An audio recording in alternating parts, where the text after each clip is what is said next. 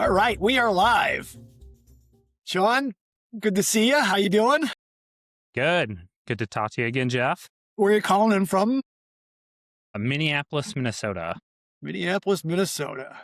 Getting a little better weather up there, I would imagine by now, but It's finally golf season's back, so amen for that. I love it. We have it as well, and I can't wait to get out a few more times. Wanted to, quickly thank you for hopping on with us. This is the Learning from Leaders podcast that K Squared is hosting on YouTube channel, and we appreciate you coming on and spending a little time with us and letting us get to know you a little bit prior to the calls. Why don't we just jump right in and maybe if you don't mind giving us a little bit of the history of your company, your role, and what you guys are doing in Minnesota today.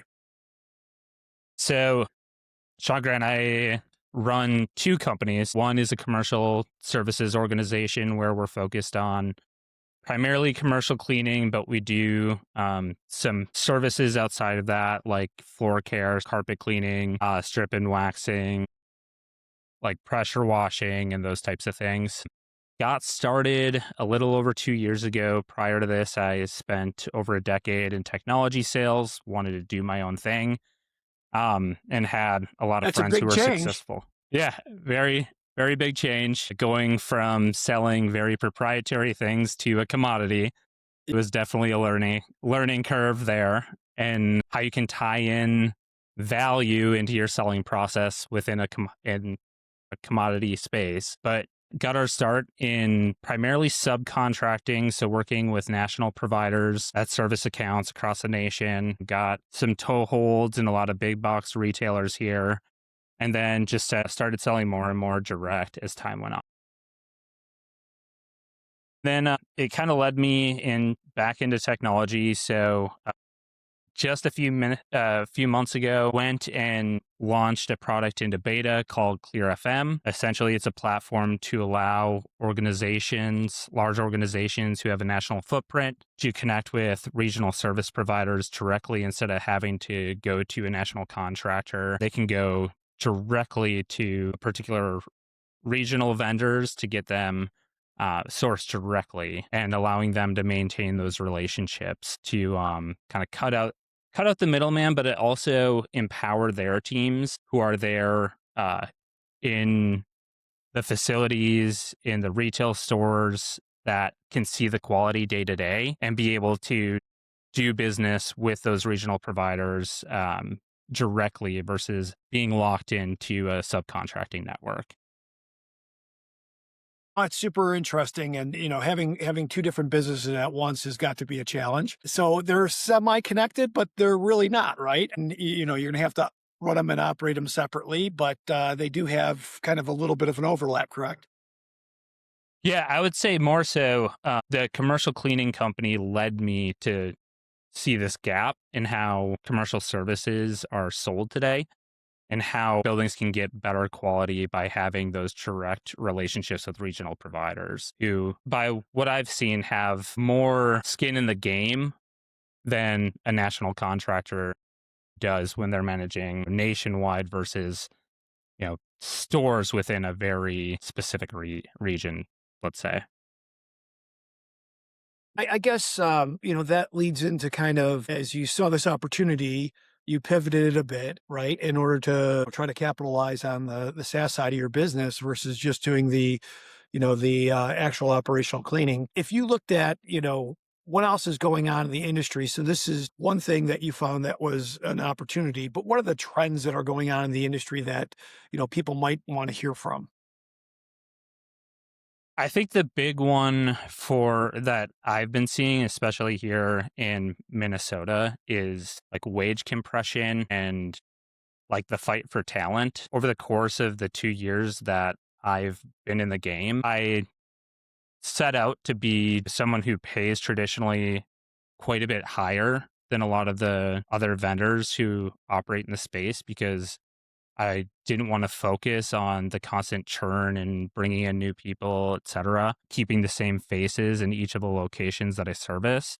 Very quickly in that 2 years, you saw that me being a leader, me becoming just status quo almost, right? Because of how quickly wage growth has become. We're seeing it kind of nationwide with rapidly increasing minimum wages, less and less talent. Have a lot of the stuff with immigration happening, pulling out some of that workforce who traditionally would work for lower wages.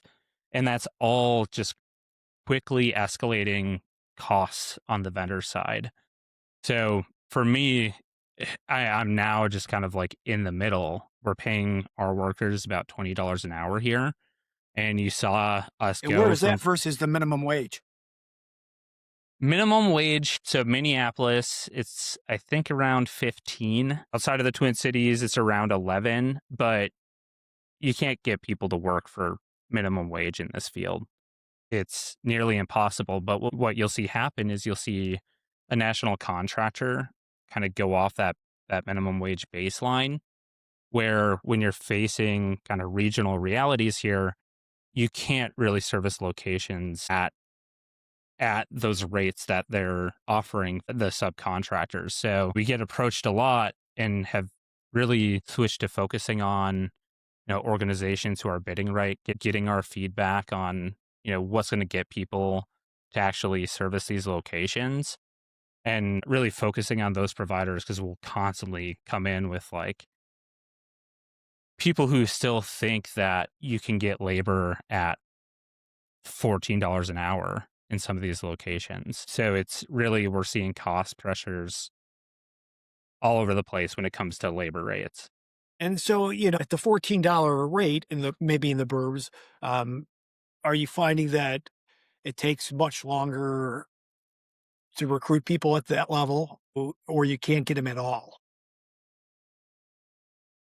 Well, I haven't tried going that low. I've had a few recs open for 18, but yeah, you see the volume of applicants, or I would say like a quarter to half of what I would get. Then you go into interviews with the people who are applying at those rates, and finding somebody who's qualified or who's going to be trustworthy enough to like believe that they're going to show up day in and day out is very low. A lot of times, even I will put offers out, and I had a location where I was offering about $18 an hour, and there was 3 or 4 times that I had filled the role, and then you have no shows on day one. Sure. Which is awful. It sets you back. Interviewing and Absolutely. It's building a that waste of candidate time, energy, and pipeline. money. Yeah, exactly.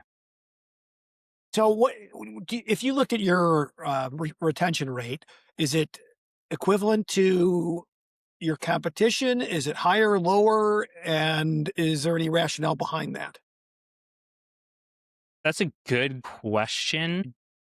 Don't know if I've done a whole lot of like research on the retention aspect. I've been so heads down and just keeping staffed, and just like I don't care as long as I'm spending more of my time on go to market versus hiring. Like that's what I'm trying to accomplish. Like regardless of what the industry is doing, I'm just trying to keep reliable people in the business.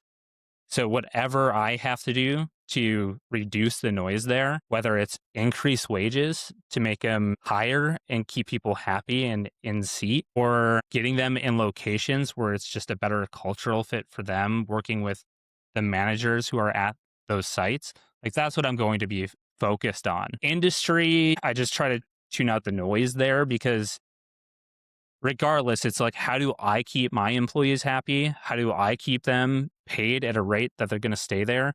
And how do I keep my customers happy with the cleaners that they have to see day in and day out? And as long as those 3 things are being checked and I'm not getting tied down in the day to day of hiring and customer sat, like I'll do whatever I have to do to keep that area less noisy than focus on market statistics. If you look at your margins, then either they're going to compress, right, because you're paying higher labor rates, or you're passing your prices through. Maybe talk about the dynamic between your contracts, your customers, and the labor rates and how those all kind of allow you to open up a contract if you're in a period where labor rates go up, or if minimum wage goes up in your middle of contract, how does that affect you? Are you able to go back and open up your contracts? If you can maybe describe that scenario a bit. So we are still relatively new, right? We've been around for just a little over 2 years. There was even some lag time before landing our first contracts, right? Margin I'm always shooting for is usually between 20 to 30%. And when we've had compression, it's just taking a hit on that margin. We will typically go through the renewal process once a year with the majority of our customers. Are We typically do some, 1 year renewals?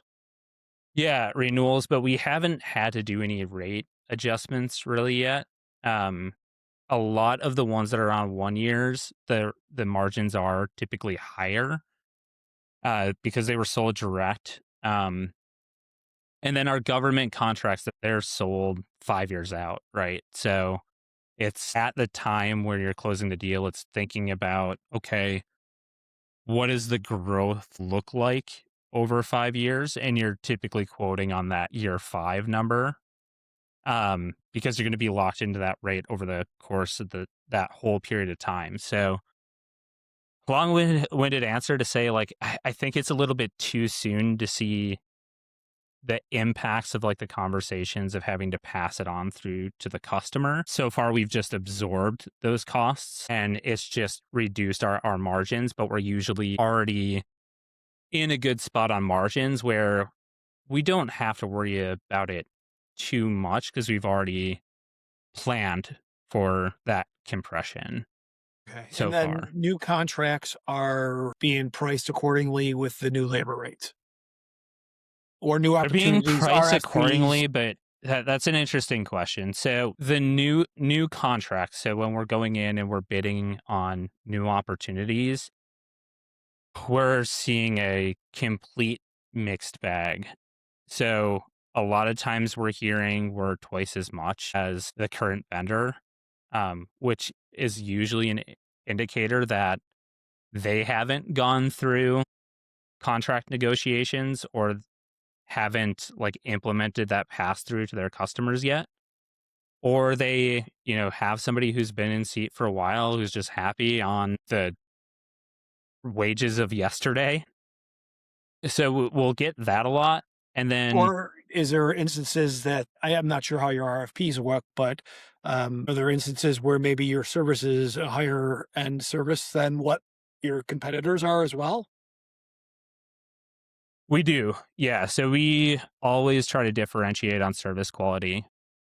We have an expectation of clean, and we will filter out organizations who don't value clean. We really want to look for people who, they need to leave an impression on customers. They have a certain caliber of employee that, those type A's that want to come in, they expect places to be a certain way. We focus more on clients who value that versus come in, do a rough clean. We don't care if there's cobwebs behind the door because we just leave the door open. Like those aren't the types of companies that we're targeting, right? Who are looking for bare minimum to be done just to be a checkbox item and clean a cafeteria. We really want to differentiate on we have a standard. We are expecting our cleaners to do this checklist in the cleaning journal, and we are going to have a level of accountability to make sure that they're hitting these spots every single day that they're in there. And if not, why were these checklist items marked off? Some companies value it, some don't, and that's okay. Expect probably to be told that we're not the right fit for 2 out of 3 companies that we go and bid. But that 30% that is well qualified, we want to be competitive with and figure out, like, are we priced right or not? A lot of times when we're being told we're twice as expensive, we're not typically the right fit there. I guess if there are ways to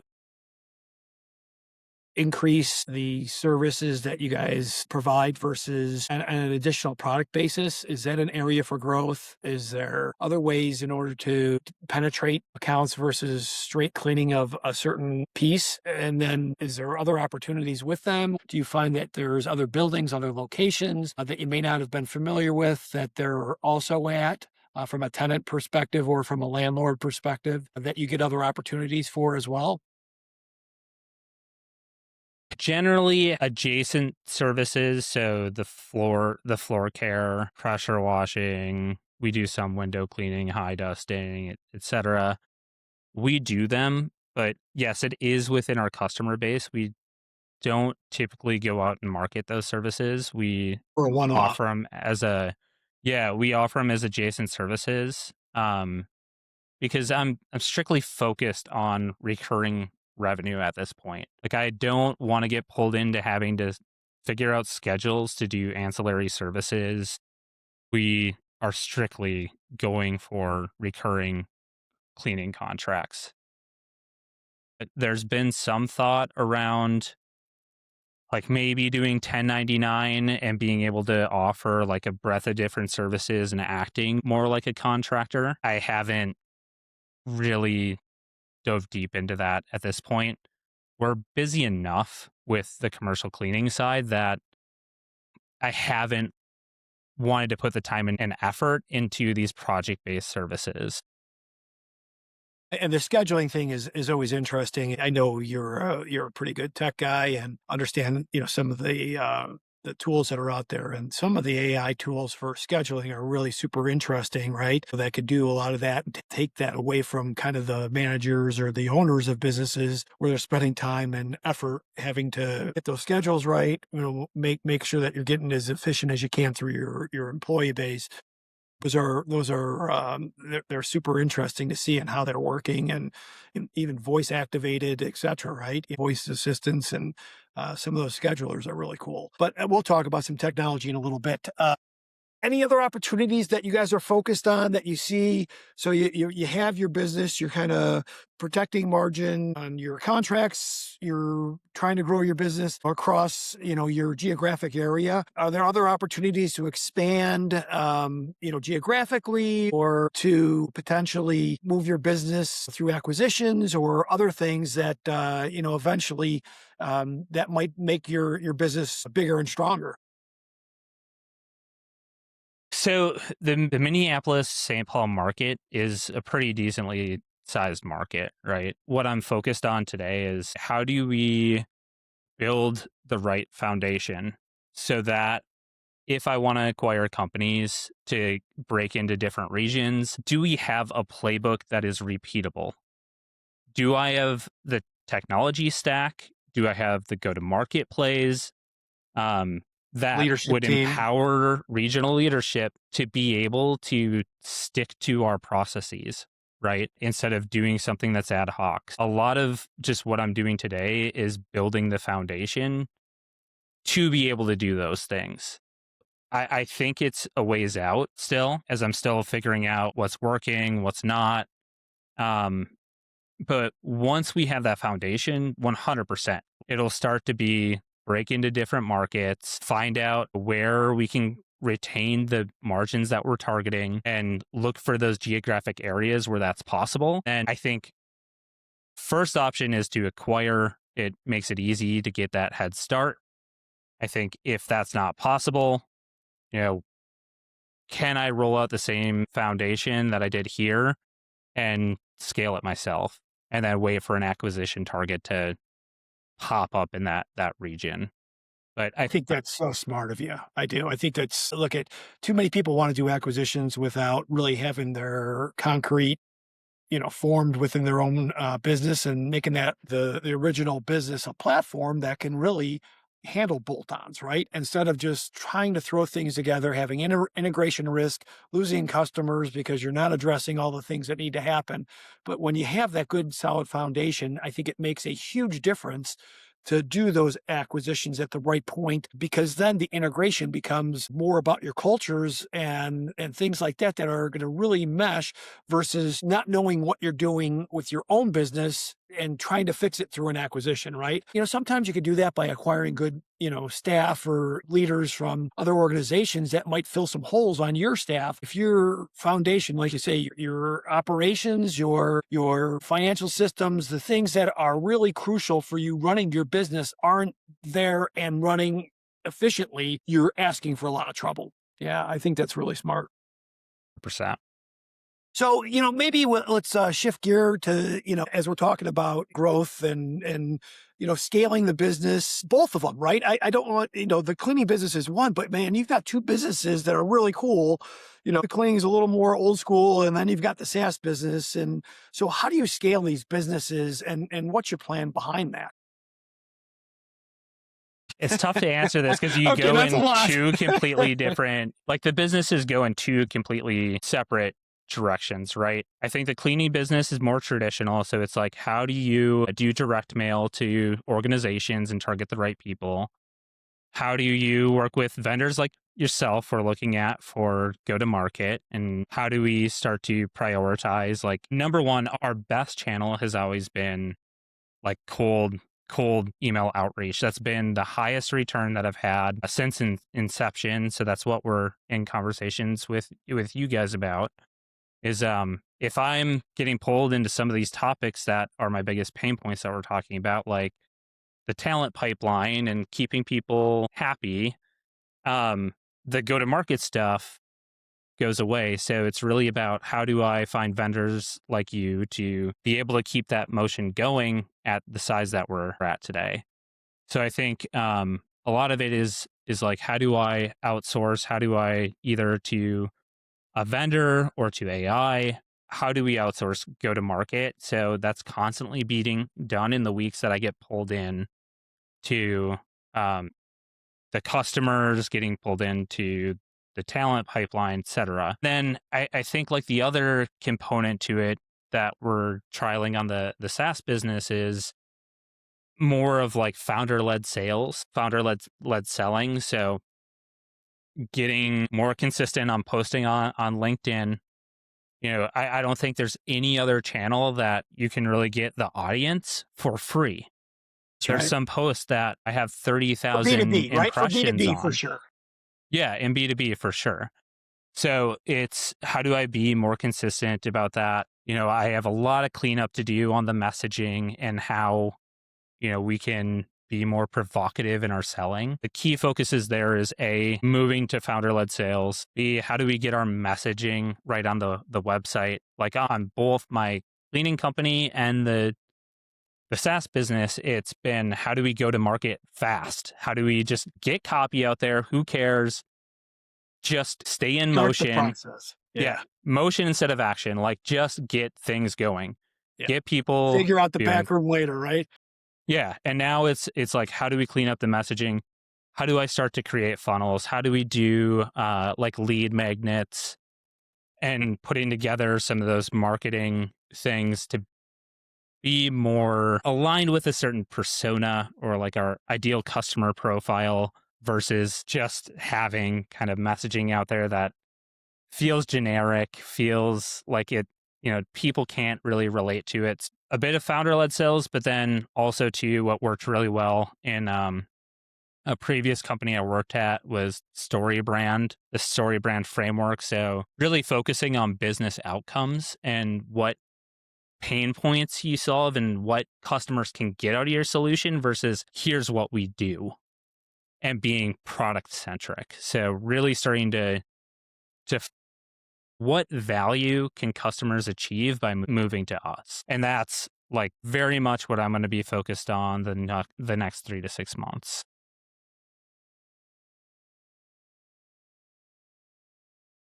3 to 6 months. So you've got a short-term kind of goal and plan. What does a company look like in 3 to 5 years? If you had your crystal ball and you could say, this is what I'd love our company to look like, what would it be in 3 to 5 years between both sides, right? What do they both look? How do they look differently? 3 that Yeah, far three out to on the 5 years. cleaning. Yeah, 3 to 5 years on the cleaning side. Ideally, I'm coaching somebody. I'm finding a GM. I'm empowering them to do their best work. How, like, training them to essentially be me, right? Hopefully, at that point, if I can find a GM who's a good fit, we can start to think about piecing together ancillary products and services, either through like companies that operate on their own. Like I look at companies here, you have people who only do window washing, right? Or like companies who only do window washing, or companies who only do carpet cleaning, and like getting them to manage a portfolio of services companies. That would be the best thing for me, is to find a GM who can operate the services business. On the ClearFM side, um, it's more technical. How do you get out of being a SaaS product, and how do you become more of an AI product? How do you become more of an agentic solution where, like, I want a property manager to say, like, hey, I just had a pipe burst in my building.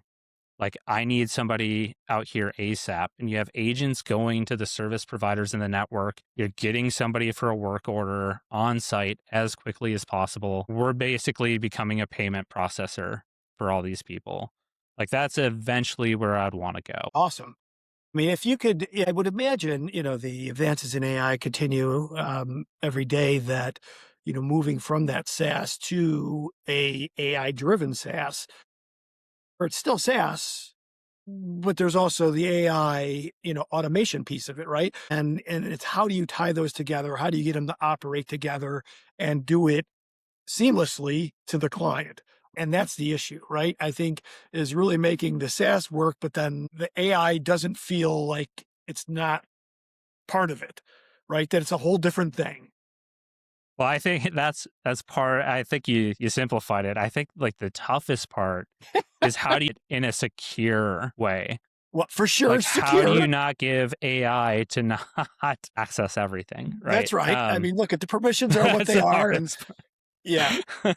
yeah, I did simplify it, but that's okay. And I don't want to really get too techy here, but it's more, to me, is getting it to, yes, it has to be safe, but it also has to be operationally effective, right? If you marry those two, and easier said than done, like you said, then you have something that is really commercial, and can really move pretty quickly, I would think. For sure. But yeah, that's where we're headed. I would expect a lot faster growth out of a SaaS company or AI company than you would out of a services company. Services do tend to be a bit more linear from what I've experienced, Yeah, because it's a you have to finite world, grow. right?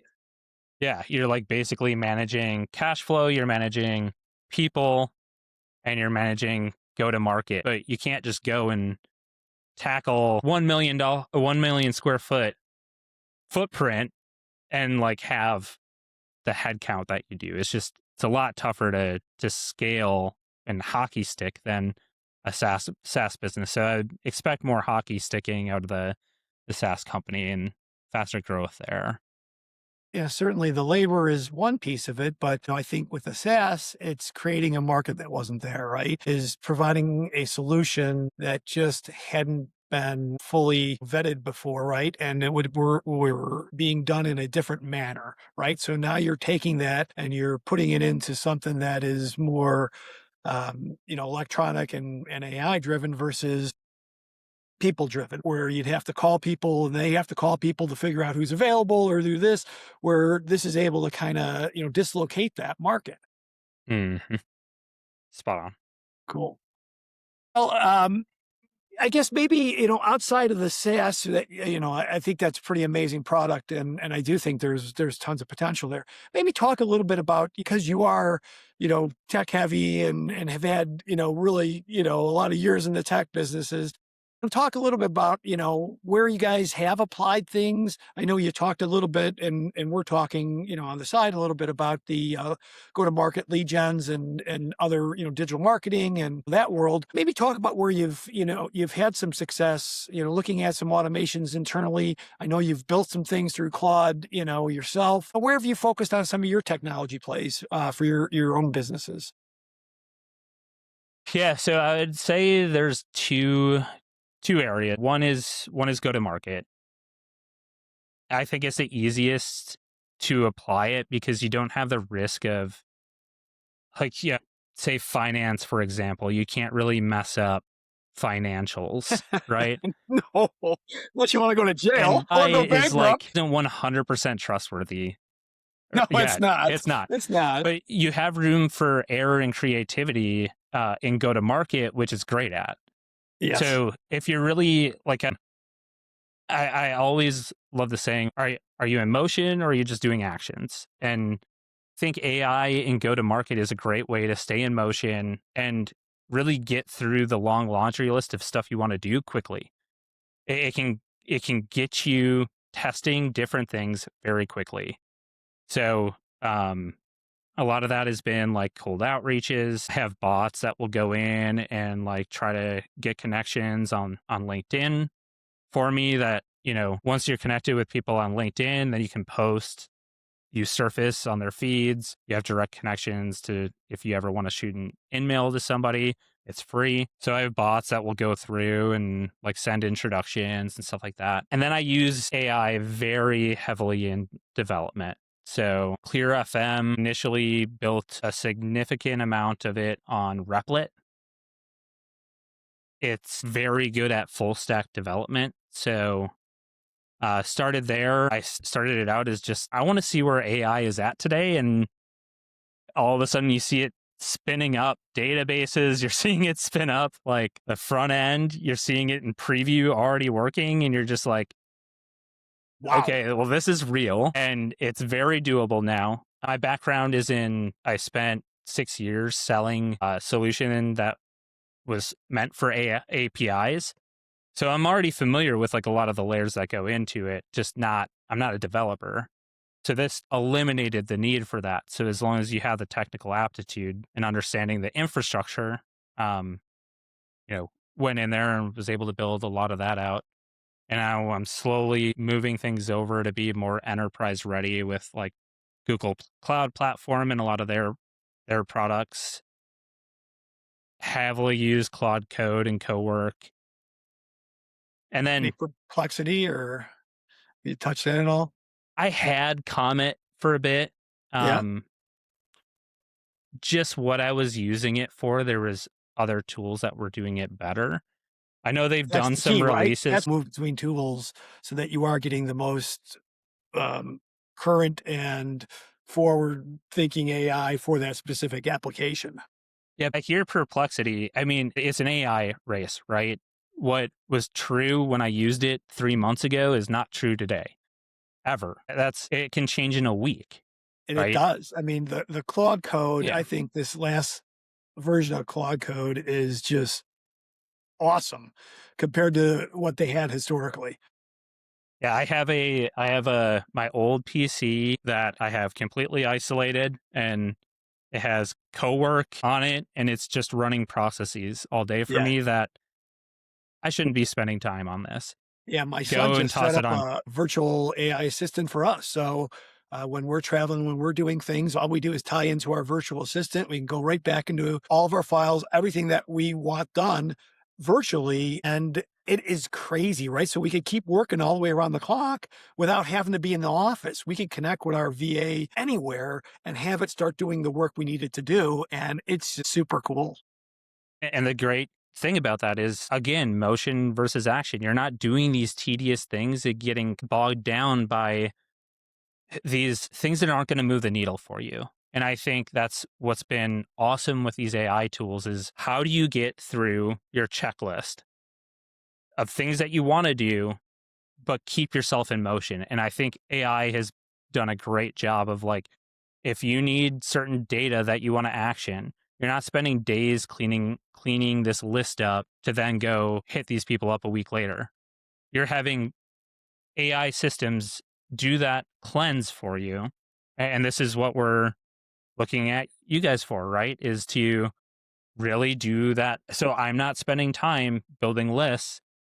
You're coming in, you're And building a system that, yeah, debugging it and doing all the little things that take it so that it does work properly.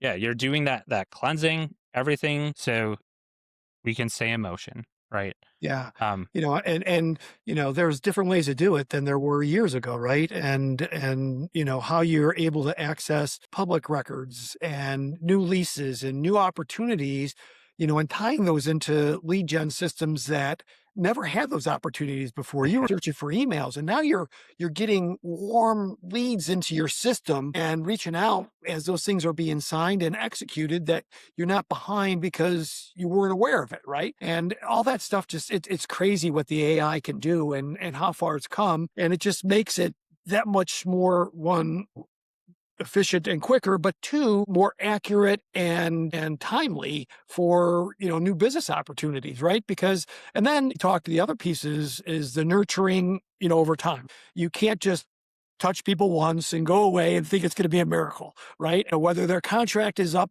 in 6 months or a year, or, next month, and the next month is great if you hit those guys there, but the likelihood isn't, that, right? That you're hitting everybody, in the month that they're renewing. So you have to have that nurturing of the system as well, and doing those things from a lead gen perspective, because that really is truly the piece that, if you let guys that have reached out to you and said, no, touch me back, and then you forget about those, well, then it's bad on you, right? And so having mhm. systems that could do that and really make sure that you're staying on top of that top of the funnel and creating those lead opportunities. So yeah, super interesting. Any other thoughts on, for you, where technology and where these businesses are going, and how you think you're going to change your stripes maybe a little bit over the next couple of years? Or is I it mean, just you're sticking drinking to from a your, fire hose nearly every day now with yeah. AI. I would just, more of like a thought than anything. I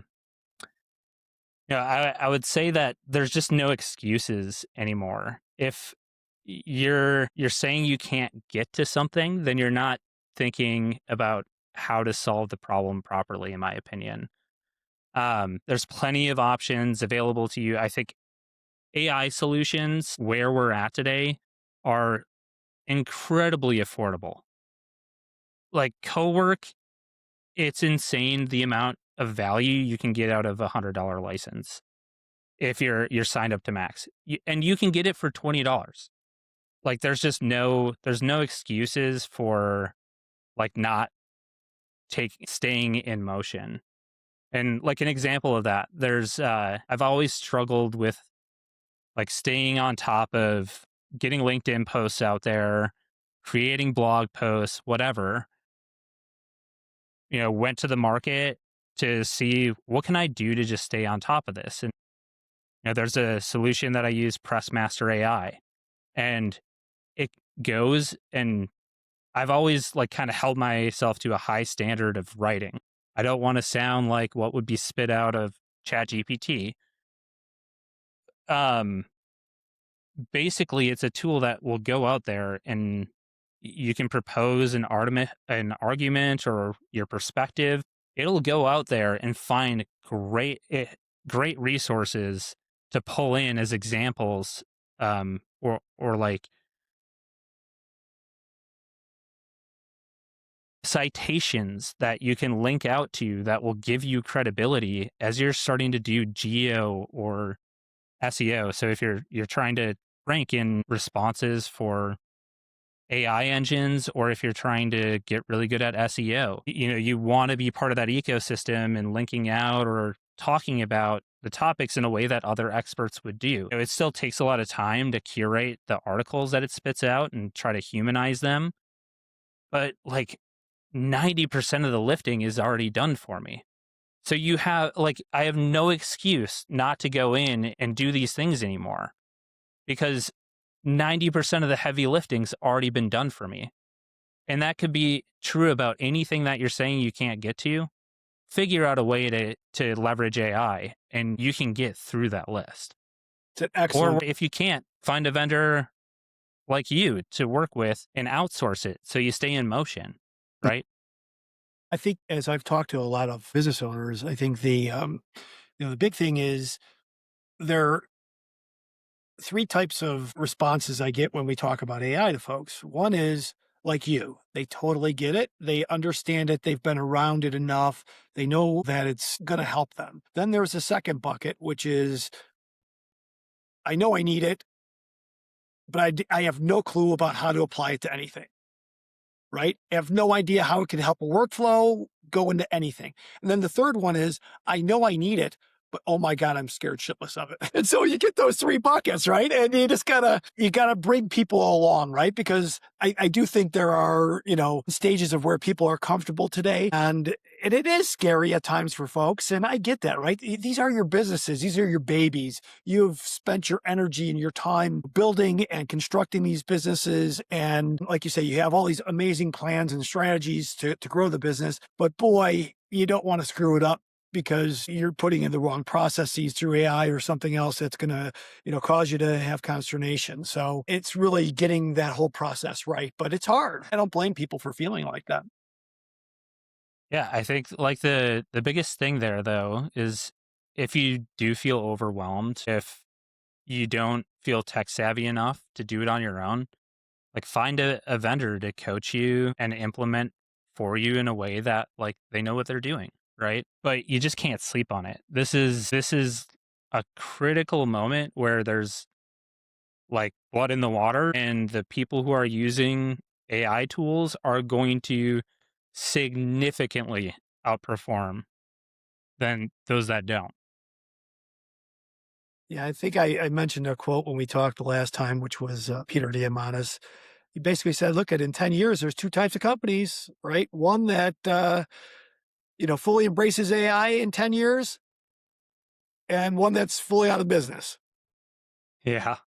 Because everyone's going to have to in the next, and maybe that's a little bit draconian, as I like to say, that it's a little too quick of a time frame. So maybe it's 20 years or 25 years, but within a certain period of time in our lives, every company is going to have AI doing specific tasks on a routine basis and taking all the mundane routine, tasks that nobody wants to do and automating them. And it's not to replace people all the time. It's to help the businesses become more efficient. Okay, maybe you don't have to hire as many heads, but most of the time you're not replacing people, you're making them more efficient. Hmm. Yeah. Well, listen, any other final thoughts here? I've really, had a great time with the conversation. No, I just appreciate you pulling this together, Jeff. And anytime, happy to have discussions around AI. I think it's one of the most exciting times that I've been in. I've been waiting, I would say over a decade ago, I was selling an AI solution for search engine optimization. Think of it kind of like, there's that movie, I can't remember the name of it, but it's where they built a computer to solve kind of the encryption of these messages for the Germans. It's basically you're way in the past, they were doing particle swarm optimization, right? But we basically did that for search engines where we could tell you what the Google ranking was, or like the levers that were being moved to have the search engine's result page, prioritize them in a certain way. So I've been talking AI for over a decade, and it's like some things are feasible, some things are not, but we're living through this time where things that you wish were possible now are. So want to have a conversation about this, always happy to. Yeah, listen, I fully appreciate that. I truly enjoyed our conversation. I want to thank you for taking the time with us and sharing your thoughts on leadership and technology and your business, frankly, which I find fascinating on two sides of the coin there. But wanted to thank you for joining us.